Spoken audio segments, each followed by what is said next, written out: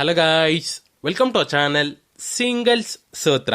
ಇವತ್ತು ನಾವೇಂದ್ರ ಬಗ್ಗೆ ನೋಡೋಕೆ ಹೋಗ್ತಿದೀವಿ ಅಂದ್ರೆ, ತುಂಬ ಹುಡುಗರು ಹುಡುಗಿರಿಗೆ ಇವೆಲ್ಲ ಇಷ್ಟ ಅಂದ್ಬಿಟ್ಟು ಕೆಲವೊಂದು ವಿಷಯಗಳನ್ನ ಮಾಡ್ತಾರೆ.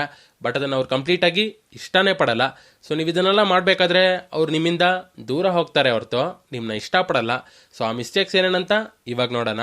ಅದೇ ಥರ ಒಂದು ಸುಂದರವಾದ ಹುಡುಗಿ ನಿಮ್ಮ ಹತ್ರ ಬಂದು ಪ್ರಪೋಸ್ ಮಾಡೋ ಥರ ಮಾಡಿಸೋದು ಹೇಗೆ ಅನ್ನೋದ್ರ ಬಗ್ಗೆನೂ ಈ ವಿಡಿಯೋದಲ್ಲಿ ನೋಡೋಣ. ಏನು ಗರ್ಲ್ಸ್ ಪ್ರಪೋಸ್ ಮಾಡ್ತಾರ ಅಂತ ಕೇಳಿದ್ರೆ ಖಂಡಿತವಾಗ್ಲೂ ಮಾಡ್ತಾರೆ. ಬಟ್ ಅದಕ್ಕೆ ತಕ್ಕಂಗೆ ನಿಮ್ಮ ಹತ್ರ ಒಂದು ವರ್ತ್ ಇರಬೇಕು. ಫಾರ್ ಎಕ್ಸಾಂಪಲ್ಗೆ ಹೇಳ್ಬೇಕಂದ್ರೆ, ಈ ಪ್ರಪಂಚದಲ್ಲಿ ಎಷ್ಟೋ ಹುಡುಗಿರಿದ್ದಾರೆ. ಬಟ್ ನಿಮಗೆ ಯಾಕೆ ಬರೀ ಒಂದು ಹುಡುಗಿ ಮೇಲೆ ಮಾತ್ರ ಅಷ್ಟಿಷ್ಟ ಆಗುತ್ತೆ? ಯಾಕಂದರೆ ಅವ್ರು ಯಾವುದಾದ್ರೂ ಒಂದು ರೀತಿಯಲ್ಲಿ ನಿಮ್ಮನ್ನ ಅಟ್ರಾಕ್ಟ್ ಮಾಡಿ ಇಂಪ್ರೆಸ್ ಮಾಡಿರ್ತಾರೆ. ಸೊ ಅದೇ ಥರ ನಿಮ್ಮ ಹತ್ರನೂ ಒಂದು ವರ್ತ್ ಇರಬೇಕು. ಸೊ ಅವಾಗ ಹುಡುಗಿರೇ ನಿಮ್ಮ ಹತ್ರ ಬಂದು ಪ್ರಪೋಸ್ನ ಮಾಡ್ತಾರೆ. ಸೊ ನಾನಿಲ್ಲಿ ವರ್ತ್ ಅಂತ ಹೇಳ್ತಿರೋದು ಬಂದು ನಿಮ್ಮ ಫೇಸ್ ಅಪಿಯರೆನ್ಸ್ನ ಅಲ್ಲ, ನಿಮ್ಮ ಕ್ಯಾರೆಕ್ಟರು, ಆ್ಯಟಿಟ್ಯೂಡು, ನಿಮ್ಮ ಪರ್ಸ್ನಾಲಿಟಿ, ನಿಮ್ಮ ಸೆನ್ಸ್ ಆಫ್ ಹ್ಯೂಮರು. ಸೊ ಇದೆಲ್ಲ ಸೇರಿರೋದನ್ನೇ ವರ್ತ್ ಅಂತ ಹೇಳೋದು. ಸೊ ಲವ್ ಅಂತ ತಗೊಂಡ್ರೆ ನಮ್ಮ ಹುಡುಗರು ಮಾಡೋ ಒಂದು ದೊಡ್ಡ ತಪ್ಪೇನಂದ್ರೆ ಅತಿಯಾದ ಇಂಟ್ರೆಸ್ಟ್ನ ತೋರಿಸೋದು. ಸೊ ನೀವು ಹಿಂಗೆ ಅತಿಯಾದ ಇಂಟ್ರೆಸ್ಟ್ನ ತೋರಿಸೋದು ಬಂದು ನನ್ನ ಕೇಳಿದ್ರೆ ತುಂಬಾನೇ ತಪ್ಪು. ಯಾಕಂದರೆ ನೀವು ಹಿಂಗೆ ಅತಿಯಾದ ಇಂಟ್ರೆಸ್ಟ್ನ ತೋರಿಸ್ಬೇಕಾದ್ರೆ ಅದು ಬಂದು ಅವ್ರನ್ನ ಪಟ್ಟಂತ ಟರ್ನ್ ಆಫ್ ಮಾಡಿಬಿಡುತ್ತೆ. ಮತ್ತು ಅದು ಅವ್ರಿಗೆ ಇಷ್ಟ ಆಗದೇನೆ ಹೋಗ್ಬಿಡುತ್ತೆ. ಫಾರ್ ಎಕ್ಸಾಂಪಲ್ಗೆ ಹೇಳ್ಬೇಕಂದ್ರೆ, ನೀವು ಅತಿಯಾದ ಇಂಟ್ರೆಸ್ಟ್ನ ತೋರಿಸ್ಬೇಕಾದ್ರೆ ನೀವೇನು ಮಾಡ್ತೀರಾ ಅಂದರೆ, ನೀವು ಅವ್ರನ್ನ ರೆಗ್ಯುಲರಾಗಿ ಫಾಲೋ ಮಾಡ್ತಾ ಇರ್ತೀರಾ. ಮತ್ತು ಅಲ್ಲಿ ಇಲ್ಲಿ ಅಂತ ನಿಂತ್ಕೊಂಡು ಸೈಟ್ ಹೊಡಿತಾ ಇರ್ತೀರಾ.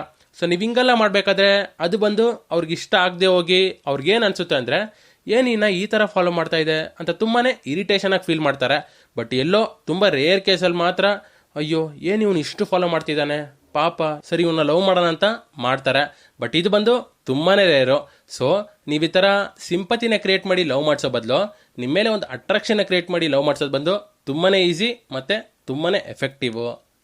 ಸೊ ಹುಡುಗಿರನ್ನ ಇಂಪ್ರೆಸ್ ಮಾಡೋದಕ್ಕೆ ಈಸಿಯಾಗಿರೋ ಒಂದೇ ದಾರಿ ಏನಂತ ಕೇಳಿದ್ರೆ, ಆ ಹುಡುಗಿ ಮೇಲೆ ತೋರಿಸ್ತಿರೋ ಗೊತ್ತಾ ಇಂಟ್ರೆಸ್ಟು. ಸೊ ಅದನ್ನು ಬಂದು ನಿಮ್ಮ ಮೇಲೆ ತೋರಿಸಿ ನಿಮಗಂತ ಒಂದು ಸೂಪರ್ ಆಗಿರೋ ಲೈಫ್ ಸ್ಟೈಲ್ನ ಕ್ರಿಯೇಟ್ ಮಾಡಿ ಈಸಿಯಾಗಿ ಅವ್ರನ್ನ ಅಟ್ರಾಕ್ಟ್ ಮಾಡ್ಬೋದು. ಅರ್ಥ ಆಗಲಿಲ್ವಾ? ನಾನು ಇನ್ನೊಂದ್ಸರಿ ಕ್ಲಿಯರಾಗಿ ಹೇಳ್ತೀನಿ. ನಿಮ್ಮ ಲೈಫಲ್ಲಿ ನಿಮಗಂತ ಯಾವುದಾದ್ರೂ ಒಂದು ಪ್ಯಾಷನ್ ಇರುತ್ತೆ. ಸೊ ಆ ಪ್ಯಾಷನಲ್ಲಿ ಬಂದು ತುಂಬ ಕಾನ್ಸಂಟ್ರೇಟ್ನ ಮಾಡಿ ನಿಮ್ಮ ಇಂಟ್ರೆಸ್ಟ್ನ ಇನ್ಕ್ರೀಸ್ ಮಾಡಿ ನಿಮ್ಮ ಲೈಫ್ ಸ್ಟೈಲ್ನ ತುಂಬ ಜಾಲಿಯಾಗಿ ಇಂಟ್ರೆಸ್ಟಿಂಗ್ ಆಗಿರೋ ಥರ ಮಾಡಿ. ಸೊ ನೀವು ಈ ಥರ ಮಾಡಬೇಕಾದ್ರೆ ಈಸಿಯಾಗಿ ಅವ್ರನ್ನ ಅಟ್ರಾಕ್ಟ್ ಮಾಡ್ಬೋದು. ಸೊ ನಾನು ಹೇಳ್ತಿರೋದು ಬಂದು ನಿಮಗೆ ಇವಾಗ ಅರ್ಥ ಆಗದೆ ಇರ್ಬೋದು, ಬಟ್ ವಿಡಿಯೋ ಮುಗೋಷ್ಟರಲ್ಲಿ ನಿಮಗೆ ಕ್ರಿಸ್ಟಲ್ ಕ್ಲಿಯರ್ ಆಗಿ ಅರ್ಥ ಆಗಿರುತ್ತೆ. ಓಕೆ, ಇವಾಗ ಸ್ವಲ್ಪ ಜನರಲ್ ಆಗಿ ಮಾತಾಡೋಣ. ನೀವೊಂದು ಹುಡುಗಿ ಹತ್ರ ಮಾತಾಡಬೇಕಾದ್ರೆ ಯೂಶುವಲ್ ಆಗಿ ಯಾವ ಥರ ಮಾತಾಡ್ತೀರಾ ಅಂತ ಸ್ವಲ್ಪ ಯೋಚನೆ ಮಾಡಿ ನೋಡಿ. ಹಾಯ್, ಏನು ಮಾಡ್ತಿದ್ಯಾ, ಏನು ತಿಂದೆ, ಇವತ್ತು ಡೇ ಹೆಂಗೋಯ್ತು. ಸೊ ಮ್ಯಾಕ್ಸಿಮಮ್ ಹುಡುಗರು ಈ 5 ಮೆಸೇಜ್ನೇ ಕಳಿಸೋದು. ಸೊ ಇವಾಗ ನಾನು ಹೇಳೋ ಸಿಚುವೇಶನ್ನ ಸ್ವಲ್ಪ ಇಮ್ಯಾಜಿನ್ ಮಾಡಿ ನೋಡಿ. ನೀವು ನೋಡೋಕ್ಕೆ ತುಂಬ ಸೂಪರಾಗಿ, ಹ್ಯಾಂಡ್ಸಮ್ ಆಗಿ, ಒಳ್ಳೆ ಫಿಸಿಕಲ್ಲಿ ನೋಡೋಕೆ ತುಂಬಾ ಅಟ್ರಾಕ್ಟಿವ್ ಆಗಿದ್ದೀರಾ. ಸೊ ಈ ಥರ ಇರಬೇಕಾದ್ರೆ ನಿಮಗೆ ಡೈಲಿ ಮಿನಿಮಮ್ ಒಂದು 20 ಹುಡುಗಿರು ಮೆಸೇಜ್ ಮಾಡ್ತಿದ್ದಾರೆ. ಸೊ ಏನು ಮೆಸೇಜ್ ಮಾಡ್ತಿದ್ದಾರೆ ಅಂದರೆ, ಇದೇ 5 ಮೆಸೇಜ್ನೇ ಮಾಡ್ತಿರೋದು. ಹಾಯ್, ಏನು ಮಾಡ್ತಿದ್ಯಾ, ಏನು ತಿಂದೆ, ಇವತ್ತು ಡೇ ಹೆಂಗೋಯ್ತು. ಸೊ ಈ ಥರನೇ ಕೇಳ್ತಿದ್ದಾರೆ. ಸೊ ಹಿಂಗಿರ್ಬೇಕಾದ್ರೆ ನಿಮ್ಮ ರಿಯಾಕ್ಷನ್ ಹೆಂಗಿರುತ್ತೆ ಹೇಳಿ? ಸಖತ್ ಟೆನ್ಷನ್ ಆಗಿಬಿಡುತ್ತೆ. ಏನು ಗುರು ಇವರು ಕೇಳಿರೋ ಕ್ವಶನ್ನೇ ಮತ್ತೆ ಮತ್ತೆ ಕೇಳಿ ಸಾಯಿಸ್ತವ್ರಲ್ಲ ಅಂತ ಸಖತ್ ಇರಿಟೇಷನ್ ಆಗಿಬಿಡುತ್ತೆ. ಸೊ ಈ ಥರ ಇರಬೇಕಾದ್ರೆ ನಿಮಗೆ ಆ 20 ಹುಡುಗಿ ಮೇಲೇನು ಇಂಟ್ರೆಸ್ಟ್ ಬರಲ್ಲ. ಸೊ ಇದೇ ಥರನೇ ಹುಡುಗಿರ್ಗೂ ಅನಿಸುತ್ತೆ. ಸೊ ನೀವು ಬೇರೆ ಹುಡುಗರ ಥರ ಈ 5 ಕ್ವಶನ್ನೇ ಮತ್ತೆ ಮತ್ತೆ ಕೇಳ್ತಾ ಇದ್ರೆ ಅವ್ರಿಗೆ ನಿಮ್ಮ ಮೇಲೆ ಇಂಟ್ರೆಸ್ಟ್ ಬರಲ್ಲ, ಅದ್ರ ಬದಲು ಇರಿಟೇಷನ್ ಸ್ಟಾರ್ಟ್ ಆಗಿಬಿಡುತ್ತೆ. ಸೊ ಇದೇ ಆ ಹುಡುಗಿ ನೋಡೋಕ್ಕೆ ಸ್ವಲ್ಪ ಚೆನ್ನಾಗಿದ್ಬಿಟ್ರೆ 20 ಹುಡುಗರಲ್ಲ 40 ಹುಡುಗರು ಕೂಡ ಮೆಸೇಜ್ನ ಮಾಡ್ತಾರೆ.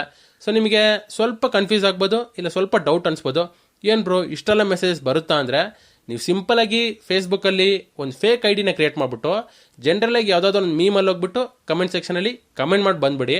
ಅದಾದಮೇಲೆ ನಿಮ್ಗೆ ಎಷ್ಟು ಫ್ರೆಂಡ್ ರಿಕ್ವೆಸ್ಟ್ ಬರುತ್ತೆ ಅಂತ ನೋಡಿ. ಅದೇ ಥರ ಆ ಫ್ರೆಂಡ್ ರಿಕ್ವೆಸ್ಟ್ನ ಅಕ್ಸೆಪ್ಟ್ ಮಾಡೋದಕ್ಕಿಂತ ಮುಂಚೆ ಎಷ್ಟು ಮೆಸೇಜಸ್ ಬರುತ್ತೆ ಅಂತಲೂ ನೋಡಿ, ನಿಮಗೆ ಗೊತ್ತಾಗುತ್ತೆ. ಸೊ ಒಂದು ಸುಂದರವಾದ ಹುಡುಗಿನ ಹೆಂಗೆ ಇಂಪ್ರೆಸ್ ಮಾಡೋದು ಅಂತ ಕೇಳಿದ್ರೆ, ನಿಮಗೆ ಕಾಂಪಿಟೇಷನ್ ಆಗಿರೋದೆ ಆ 20 ಹುಡುಗರು. ಸೊ ಆ 20 ಹುಡುಗರು ಅದೇ 5 ಮೆಸೇಜ್ನೇ ರಿಪೀಟೆಡ್ ಆಗಿ ಬೋರಿಂಗಾಗಿ ಮಾಡ್ತಿರ್ತಾರೆ. ಸೊ ಅದಾದಮೇಲೆ ಅವ್ರಿಗೆ ಏನು ಮಾತಾಡಬೇಕು, ಏನು ಮೆಸೇಜ್ನ ಮಾಡಬೇಕು ಅಂತ ಗೊತ್ತಾಗಲ್ಲ. ಸೊ ಈ ಥರ ಇರಬೇಕಾದ್ರೆ ನೀವು ನಿಮ್ಮ ಲೈಫಲ್ಲಿ ನಡೀತಿರೋ ವಿಷಯಗಳ ಬಗ್ಗೆ ಶೇರ್ ಮಾಡಿದ್ರೇ ಸಾಕು. ಯಾಕಂದರೆ ನಿಮ್ಮ ಲೈಫು ಆಲ್ರೆಡಿ ಇಂಟ್ರೆಸ್ಟಿಂಗ್ ಆಗಿದೆ. ಅದೇ ಥರ ನೀವು ಅವ್ರ ಮೇಲೇನೂ ಜಾಸ್ತಿ ಇಂಟ್ರೆಸ್ಟ್ನ ತೋರಿಸ್ತಾ ಇಲ್ಲ. ಸೊ ಈ ಥರ ಇರಬೇಕಾದ್ರೆ ನೀವು ನಿಮ್ಮ ಲೈಫಲ್ಲಿ ನಡೀತಿರೋ ವಿಷಯಗಳ ಬಗ್ಗೆ ಶೇರ್ ಮಾಡಿದ್ರೇ ಸಾಕು. ಆ ಹುಡುಗಿಗೆ ನಿಮ್ಮ ಮೇಲೆ ಆಟೋಮೆಟಿಕ್ಕಾಗಿ ಒಂದು ಅಟೆನ್ಷನ್ ಕ್ರಿಯೇಟ್ ಆಗುತ್ತೆ. ಸೊ ಈ ಅಟೆನ್ಷನ್ನೇ ನಿಮ್ಮ ಮೇಲೆ ಒಂದು ಇಂಟ್ರೆಸ್ಟ್ನ ಕೂಡ ಬರ್ಸುತ್ತೆ. ಸೊ ಇದೇ ಒಂದು ರೀತಿಯಲ್ಲಿ ಅವ್ರನ್ನ ಇಂಪ್ರೆಸ್ ಮಾಡೋದಕ್ಕೆ ಒಂದು ದಾರಿಯ ಕೂಡ ಇರುತ್ತೆ. ಸೊ ಅದಕ್ಕೆ ಹೇಳ್ತಿದ್ದೀನಿ, ನೀವು ಅವ್ರನ್ನ ಈಸಿಯಾಗಿ ಇಂಪ್ರೆಸ್ ಮಾಡಬೇಕು ಅಂತ ಇದ್ರೆ ಅವ್ರ ಮೇಲೆ ಜಾಸ್ತಿ ಇಂಟ್ರೆಸ್ಟ್ ತೋರಿಸೋದನ್ನ ಬಿಟ್ಟು ನಿಮ್ಮ ಲೈಫು, ನಿಮ್ಮ ಪ್ಯಾಷನಲ್ಲಿ ಜಾಸ್ತಿ ಕಾನ್ಸಂಟ್ರೇಟ್ನ ಮಾಡಿ ನಿಮ್ಮ ಲೈಫ್ ಸ್ಟೈಲ್ನ ತುಂಬ ಸೂಪರಾಗಿ ಇಂಟ್ರೆಸ್ಟಿಂಗ್ ಆಗಿ ಮಾಡಿ. ಮತ್ತು ನಿಮ್ಮ ಪ್ಯಾಷನ್ ಬಂದು ಯಾವ್ದಾರಾಗಿರ್ಬೋದು. For example music, sports, fitness, so ಈ ಥರ ಯಾವ್ದಾರಾಗಿರ್ಬೋದು. ಮತ್ತು ಇನ್ನೊಂದು ವಿಷಯ, ನಿಮ್ಮ ಪ್ಯಾಷನ್ ಬಂದು ನಿಮಗೆ ಇಷ್ಟ ಆಗಿರೋ ಥರ ಇರಬೇಕು. ಅದನ್ನ ಬಿಟ್ಟು ಅವ್ರನ್ನ ಇಂಪ್ರೆಸ್ ಮಾಡೋದಕ್ಕೋಸ್ಕರ ಏನೇನೋ ಟ್ರೈ ಮಾಡಿ ನಿಮ್ಮ ಒರಿಜಿನಾಲಿಟಿನ ಕಳ್ಕೊಳ್ಳೋಕೆ ಹೋಗ್ಬೇಡಿ. See you.